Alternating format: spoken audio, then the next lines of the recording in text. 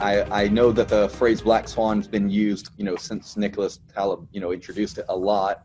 And your philosophy on the greed turns to fear, and there's just a pivot from a weak economic system that's occurring at that time.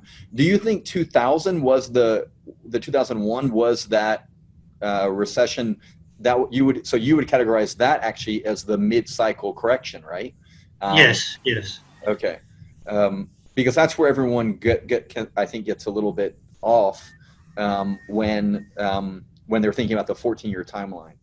Yes. Well, let me say that. Let me give you another example.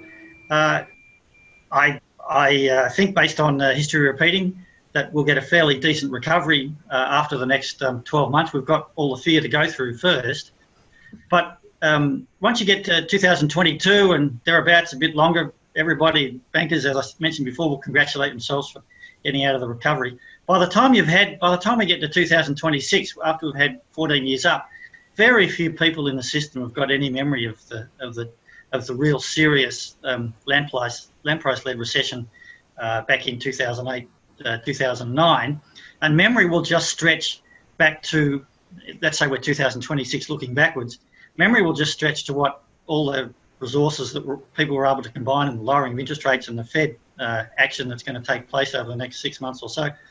And they'll see that having worked.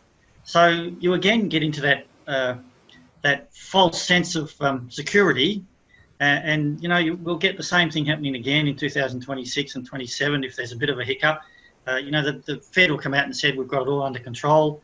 We'll be able to lower interest rates again. We'll be able to have this procedure, but it won't work because the next one, not this one we're in currently, but the next one we'll have had 14 years up. It will involve land price coming down, and if the land prices go below the value of the credit outstanding, the world then has a systemic problem, and lowering interest rates doesn't fix that problem like they discovered in 2008, 2009.